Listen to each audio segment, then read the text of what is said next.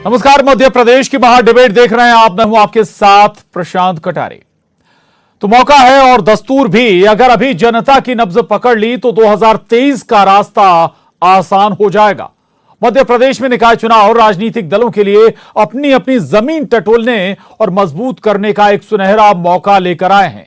अगले साल ही सूबे में विधानसभा का चुनाव है। ऐसे में निकाय चुनाव में मिली सीख काफी काम आ सकती है। दरअसल सूबे में पंचायत और निकाय चुनाव 2023 में सत्ता के फाइनल से पहले खेले जाने वाले सेमीफाइनल जैसे हैं। ये बात राज्य की दोनों ही बड़ी पार्टियां बखूबी समझती हैं। इसलिए निकाय चुनाव भी ऐसे लड़ा जा रहा है मानो विधानसभा का चुनाव हो। लेकिन अब वोटिंग में वक्त कम है, ऐसे में देखना है कि किसमें कितना दम है।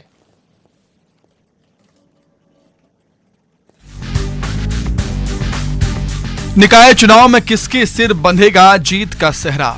जनता कांग्रेस के वचन पर भरोसा करेगी या फिर बीजेपी के संकल्प के साथ जाएगी? अब जब पहले चरण के चुनाव का प्रचार आखिरी दौर में चल रहा है तो सबसे बड़ा सवाल यही है। कल पहले चरण के चुनाव प्रचार का आखिरी दिन है और 6 जुलाई को पहले चरण के लिए वोटिंग होगी, यानी फैसले की घड़ी और नजदीक आती जा रही है। उधर बीजेपी हो या फिर कांग्रेस, दोनों ने प्रचार और वादों में कोई कसर नहीं छोड़ी। सीएम शिवराज खुद धुआंधार प्रचार में जुटे हैं। एक दिन में वो कई सभाएं और रोड शो कर रही हैं। इतना ही नहीं, आम लोगों के साथ चाय पर चर्चा करते भी नजर आते हैं सीएम। ये जोरदार प्रचार सिर्फ सरकार के कामों के बखान तक सीमित ही नहीं है, बल्कि बीजेपी ने संकल्प पत्र के जरिए कई बड़े वादे भी किए। उधर बीजेपी के पास मुद्दा सिर्फ विकास के रोड मैप का ही नहीं, बल्कि उदयपुर और अमरावती में हुई घटनाओं को लेकर भी कांग्रेस के खिलाफ पार्टी माहौल बना रही है। राजस्थान में क्या हुआ था? कांग्रेस की सरकार, लोगों के गले काट दिए जाते हैं। और बाद में महाराष्ट्र का भी पता चला जब उनकी सरकार थी, अब तो गिर गई। भारतीय जनता पार्टी साफ कहती है, हम समाज के सब वर्गों के साथ हैं। हम समाज में जितने भी अलग अलग उपासना पद्धति और धर्म, उन सबका आदर और सम्मान करते हैं। एकम सद विप्रा बहुता बदल। दरअसल सूबे में पंचायत और निकाय चुनाव 2023 में सत्ता के फाइनल से पहले खेले जाने वाले सेमीफाइनल जैसे हैं। ये बात राज्य की दोनों ही बड़ी पार्टियां बखूबी समझती हैं। इसीलिए निकाय चुनाव भी ऐसे लड़ा जा रहा है मानो विधानसभा का चुनाव हो। कांग्रेस ने वचन पत्र के जरिए जनता के सामने वादों का पिटारा खोला है। खुद पूर्व सीएम कमलनाथ जोरदार प्रचार कर रहे हैं। कमलनाथ भी रोड शो और सभाएं कर रहे हैं। कांग्रेस ने गुटबाजी की समस्या दूर करने पर भी काफी काम किया है। कांग्रेस के वचन पत्र में भी हर तबके और हर वर्ग को साधने की कोशिश दिखी है। साथ ही पार्टी निकाय चुनाव में शहरों की हर छोटी बड़ी समस्या को लेकर सरकार को घेरने में भी जुटी हुई है। कल अवैसी साहब ने आरोप लगाया कि कमलनाथ जी और बीजेपी एक ही है। ये खुद का आरोप खुद पर लगा रहे हैं। ये ओवैसी आए किस लिए थे? वो कह रहे हैं ये बीजेपी को फायदा पहुंचाने का दौरा कर रहे हैं। केवल यही उनका लक्ष्य है। और साहब का कहना है कांग्रेस ने गरीबी नहीं खत्म की 70 साल में। जिस स्कूल में शिवराज सिंह जी गए वो स्कूल कांग्रेस ने बनाया था। जिस स्कूल में मोदी जी गए अगर गए तो वो भी कांग्रेस ने बनाया था। Thank you sir. दोनों ही दलों ने चुनाव प्रचार में कहीं कमी नहीं रखी, यानी फसल तैयार है और अब काटने की बारी है। बस सवाल सिर्फ इतना है कि किसकी मेहनत ज्यादा रंग लाएगी। Bureau report, news 18 Madhya Pradesh Chhattisgarh.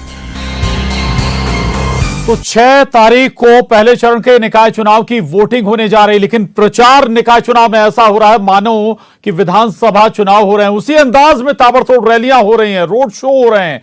और ये केवल एक तरफ से नहीं, बल्कि दोनों बड़े सियासी दल जो इस मुख्य मुकाबले में आमने सामने हैं वो कर रहे हैं। एक तरफ सीएम शिवराज हैं तो दूसरी तरफ पीसीसी चीफ कमलनाथ ताबड़तोड़ रैलियां कर रहे हैं, प्रचार कर रहे हैं। रोज कई रोड शो हो रहे हैं, बड़ी बड़ी जनसभाएं हो रही हैं। आज हम इसी पर चर्चा करने जा रहे हैं। क्या तैयारियां हैं सियासी दलों की? निकाय चुनाव से पहले 6 तारीख को चुकी वोटिंग है। आखिरी चरण में पहले चरण का जो प्रचार है वो थमने वाला है। और हमारे साथ दो खास मेहमान जुड़ रहे हैं। स्वदेश शर्मा जी, प्रवक्ता कांग्रेस, सनवर पटेल साहब हैं, प्रवक्ता बीजेपी। बहुत स्वागत है आप दोनों का इस चर्चा में। सनवर पटेल साहब, चर्चा की शुरुआत आपसे करेंगे। विधानसभा की तैयारी की जा रही है क्या निकाय चुनाव के माध्यम से? निशाने पर, मतलब हम ये मानकर चलें कि भले ही प्रचार आप निकाय चुनाव में कर रहे हैं, हम देख रहे हैं आपके तमाम नेताओं को, दिग्गजों को, बल्कि खुद मुखिया, सरकार के मुखिया जी जान से लगे हुए हैं। 23 की तैयारी है क्या? देखिए प्रशांत जी, निश्चित रूप से 2023 सामने है, 2024 सामने है, लेकिन वर्तमान में हमारे सामने नगरीय निकाय के चुनाव है। भारतीय जनता पार्टी हर चुनाव को पूरी गंभीरता से लड़ने का काम करती है, और न केवल चुनाव के समय, चुनाव के पहले भी, आम दिनों में भी भारतीय जनता पार्टी समाज क्षेत्र में जाकर समाज क्षेत्र की चिंता करने का लगातार काम करती है। यहां तक कि मीडिया के कई समूह ये कहते हैं कि भारतीय जनता पार्टी तो 24 घंटे 365 दिन सक्रिय मोड में रहती है। निश्चित रूप से मैं कहूंगा कि भारतीय जनता पार्टी 24 घंटे 365 दिन सक्रिय भूमिका में होती है, और भारतीय जनता पार्टी के पास अपना रिपोर्ट कार्ड है, अपने किए हुए काम है। भारतीय जनता पार्टी के पास अपना संवेदनशील नेतृत्व है। भारतीय जनता पार्टी के पास अपने विकास के किए हुए कार्यों के साथ साथ केंद्र और राज्य के द्वारा चलाई जा रही जन कल्याणकारी योजनाएं। जब इन सब बातों को लेकर हम नीचे तक जा रहे हैं, तो प्रशांत जी, मध्य प्रदेश की जनता का भरपूर आशीर्वाद भारतीय जनता पार्टी को मिल रहा है, और यह चुनाव भी हमारे लिए बहुत अहम चुनाव है। इस हर चुनाव को हम पूरी जिम्मेदारी से, पूरी गंभीरता से लड़ने का काम करते हैं। जी जी, बिल्कुल बिल्कुल रहेगा। मैं लौट रहा हूं आपके पास। स्वदेश शर्मा जी, एक बात कांग्रेस के लिए कही जाती थी, और मैं नहीं कह रहा हूं, ये विश्लेषक हैं, वो बार बार कहते हैं, राजनीतिक विश्लेषक, कि निकाय चुनाव, पंचायत चुनाव में या फिर निकाय चुनाव में कांग्रेस के बड़े नेता प्रचार करना एक समय अपनी तौहीन समझते थे। अब ये बड़ा बदलाव कांग्रेस में आया है। हम आज देख रहे हैं आपके जो विधायक हैं, या फिर राज्यसभा सांसद हों, या फिर पीसीसी चीफ, प्रदेश कांग्रेस अध्यक्ष, वो खुद डटे हुए हैं प्रचार में। ये एक बड़ा बदलाव है आप में, आशा बंधती है अब कांग्रेस को? देखिए, परिवर्तन प्रकृति का नियम है और आविष्कार आवश्यकता की जननी है। तो ऐसी स्थिति में जब जैसा समय होता है, पार्टियां वैसा करती हैं। निश्चित रूप से आज हम देख रहे हैं माननीय कमलनाथ जी के नेतृत्व में इतना जन सैलाब उमड़ रहा है कि कल की माननीय मुख्यमंत्री शिवराज सिंह जी की जो रोड शो था, उसमें लोग दिखाई नहीं दे रहे थे। जो खुली जीप में लोग बैठे थे, वही अपने आप फूल बरसा रहे थे अपने ऊपर। तो ये इतने बौखला रहे थे, इतने परेशान थे। जबकि इसके साथ साथ माननीय कमलनाथ जी की जब रैली थी, उसमें पानी बरस रहा था झमाझम। उस बरसते पानी में लोगों का हुजूम इकट्ठा था, और इतना जमावड़ा था कि भारतीय जनता पार्टी की, समझ लो, ये परेशानी में आ गई। और परेशानी में आने के सबसे बड़े उदाहरण दिखाई देने लगे। जैसे इंदौर की अगर बात करें, तो इंदौर में संजय जो शुक्ला को, जो महापौर प्रत्याशी है, उनके खिलाफ कलेक्टर झूठी शिकायतों के उनको नोटिस देता है, और नोटिस अपने ट्विटर हैंडल से प्रचार प्रसार करता है। जबकि कांग्रेस लगातार इनकी ऑथेंटिक जानकारी, शिकायतें करती है, उस पर ध्यान नहीं दिया जाता है। अगर हम बात करें सतना की, वहाँ के न्यू रामपुर में वहां का एसडीएम और वहां का सीएमओ, तो बाड़ों में जो डेली बेसिस पे प्रभारी नियुक्त किए गए, उनको झूठा कहा जाना कि आपको चुनाव होते हम पक्का कर देंगे, परमानेंट कर देंगे, आप तो खुल के भाजपा को जिताइए। वो भाजपा को कौन सी सूची लेके घूम रहे हैं? जिन सूचियों में प्रधानमंत्री आवास योजना में जिन लोगों के पुराने नाम थे, उन लोगों के लिए वो सूचियां लेके घूम रहे हैं, और अधिकारी उनको संरक्षण दे रहे हैं। कुल मिलाकर के हर हथकंडा अपनाने की कोशिश कर रहे हैं। रामेश्वर शर्मा, भोपाल की बात अगर करें, रामेश्वर शर्मा, विभा पटेल जो कांग्रेस की उम्मीदवार हैं, उनके खिलाफ अनर्गल बयानबाजी कर रहे हैं, जो आपत्तिजनक है। उनकी अगर मालती राय की बात करें, तो बयानबाजी में तो कांग्रेस बीजेपी दोनों ही शामिल हैं। आप कह रहे हैं बीजेपी, लेकिन ऐसा नहीं कि एक तरफ से बयान दिए जा रहे हैं, यहाँ तो दोनों तरफ से आ रहे हैं ना इस तरह के। प्रशांत जी, शब्दों का चयन करने के लिए कांग्रेस संस्कारवान पार्टी है, और ये उस समय की पार्टी जब देश को आजादी दिलाई थी, तो उसमें शामिल हुए कांग्रेस के लोग ये जानते हैं कि हमारे लिए देश सबसे पहले है, और एकता अखंडता का नारा जो दिया था, उस पर चलने वाले कांग्रेस के लोग हैं। सम्मान करना कांग्रेस की बात है, है। और नारी शक्ति की बात कहें तो सबसे पहले कांग्रेस ने ही 33% आरक्षण महिलाओं को दिया था। महिलाओं का वोट का अधिकार, ये बहुत पुरानी बात है, वोट का अधिकार भी कांग्रेस के शासन काल में ही हुआ था, नेहरू जी ने दिया था। पहले वोट बैंक का वोट का अधिकार पुरुषों के लिए नियत हुआ था, कांग्रेस ने किया था या फिर सरकार ने? सरकार तो किसी पार्टी की तो नहीं होती है। देखिए, कांग्रेस के प्रधानमंत्री थे तो ये कांग्रेस को ही माना जाए। जैसे आज बेरोजगार लोग घूम रहे हैं तो इसका पूरा श्रेय उनको जाता है ना। जवाब जरूर देना चाहेंगे। बहुत सारी बातें सुदेश शर्मा जी आपने कह दी हैं। सनवर पटेल साहब विभाजन कर रहे थे रैलियों का भी कि बारिश में भारी जनसंख्या या भारी संख्या में लोग कमलनाथ जी की रैली में, और आप लोग अपनी रैली में खुद फूल बरसा रहे थे। सुदेश शर्मा जी कह रहे हैं जी, मैं नहीं कह रहा हूँ, मीडिया में वायरल हुए हैं। प्रशांत जी आपने भी देखे होंगे, हमारे मैं बता भी सकता हूँ। साथी ने जिस प्रकार की बात की है, मैं आपको बताना चाहता हूं कि एक दिन में 3-3 जिले, 17-17 किलोमीटर के रोड शो, सुबह से शाम तक जनता के बीच में जाकर काम करना, उनके बीच में जाकर बातचीत करना और उनके साथ समय निकालकर चाय भी पीना और पन्ना का पान भी खाना। जनता से सरोकार है और सरकार इस वीडियो को फोकस किया जाए और दिखाया जाए कि शिवराज सिंह जी की गाड़ी में बैठे लोग शिवराज सिंह पर फूल बरसा रहे हैं, जनता नजारा है, एक व्यक्ति भी दिखाई नहीं दे रहा है। मेरा निवेदन है कि उनको दिखा दिया जाए। मैं बिल्कुल इसीलिए मैंने मोबाइल खोला है कि प्रवक्ता जी देख लें और न्यूज 18 के माध्यम से दर्शक भी देख लें कि शिवराज सिंह जी का रफ पड़ रहा है और जनता नजारा ले। आप ये वीडियो केबिन से बाहर निकलिए। अरे जिन्होंने मध्य प्रदेश की जनता की सेवा करने का काम किया, 15 माह में आपकी सरकार ने त्राईमाम मचा दिया। सरकार की सारी योजनाएं बंद कर दी, संबल योजना को बंद कर दिया और आपके पास आदेश दिखाइए। आप झूठा प्रचार क्यों कर रहे हैं? संबल योजना बंद की तो उसका आदेश दिखा दीजिए। आप बता दीजिए, आदेश दिखा। देखिए ऑथेंटिक बात कीजिए। जैसे हमने आरोप लगाया कि आप क्या भीड़ नहीं थी तो वीडियो दिखा दिया। लोगों को लाभ दिया, आप आदेश दिखाइए, आप बता दीजिए, आदेश दिखा दीजिए। आप एक आदेश दिखाइए कि हमने संबल योजना में फला आदमी की मृत्यु पर 4 लाख रुपए दिए थे। आप आदेश दिखा दीजिए। आपने पैसा नहीं दिया आपको वीडियो दिखाया नहीं की। अरे भाई, अगर आपने पैसा दिया होता बिल्कुल नहीं की, कंगन को बिल्कुल नहीं की, पढ़े लिखे को फारसी क्या। और आप बता दीजिए, एक ये वीडियो देख लो, ये कमलनाथ जी का भारी बारिश का वीडियो है। पैसा नहीं दिया, भारी बारिश का, भारी बारिश में जनसैलाब उमड़ रहा है।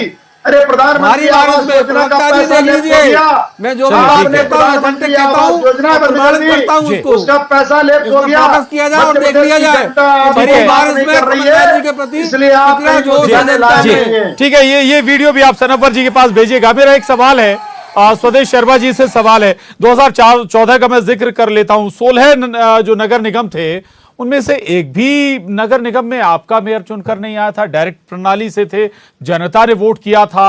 इस बार क्या कुछ बदलने जा रहा है कांग्रेस में?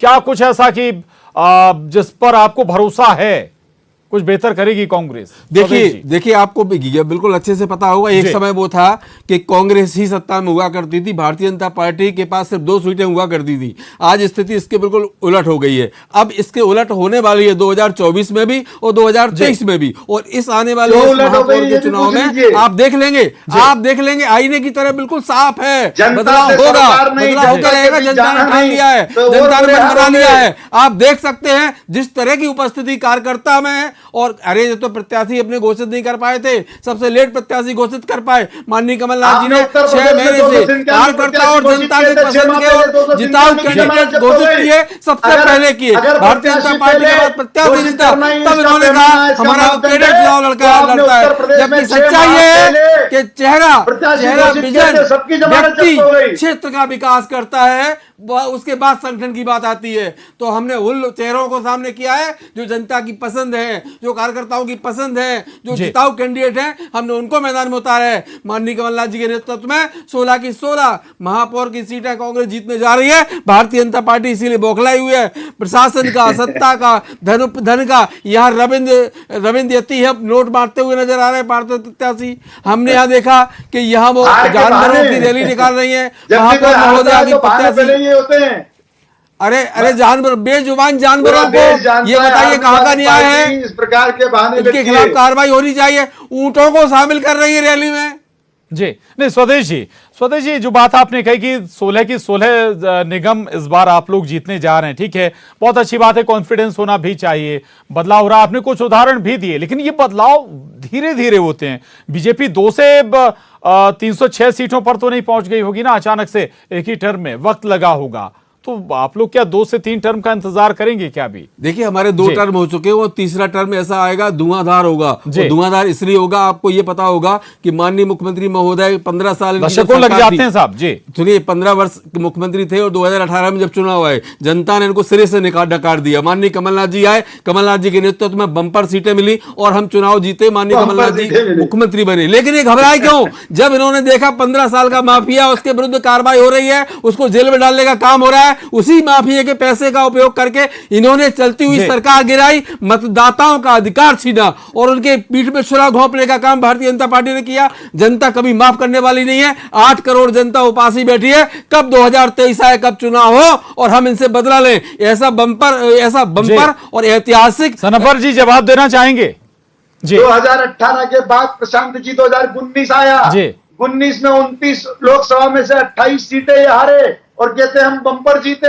19 का मैंने स्वीकार किया, लेकिन 28 जब विधानसभा चुनाव आए, उपचुनाव में जिन महोदय ने, सिंधिया जी ने आपको सत्ता की चाबी सौंपी थी, उसी संभाग में हमने 9 सीटें जीती, 9, और हमने वो भी जीती दमों की जो 40 वर्ष से आपके पास थी। हमने 2 सीट भी जीती थी जो 33 साल से आपके पास थी। रह गए हमने कुल मिलाकर के इस तरह के हथियार आप कितने भी अपना लीजिए, कितना भी बाहुबल, जनबल, धनबल, प्रशासन की ताकत लगा दीजिए, लेकिन जनता इतने बम्पर सपोर्ट, इतना बहुमत देने वाली है कि आप खरीदने वाले परेशान हो जाओगे, आप खरीद नहीं पाओगे। और मुख्यमंत्री तो आने वाला रहेगा। बिल्कुल बिल्कुल ठीक है। बाई इलेक्शन का रिजल्ट हम सबको मालूम है, 2018 का रिजल्ट भी मालूम है।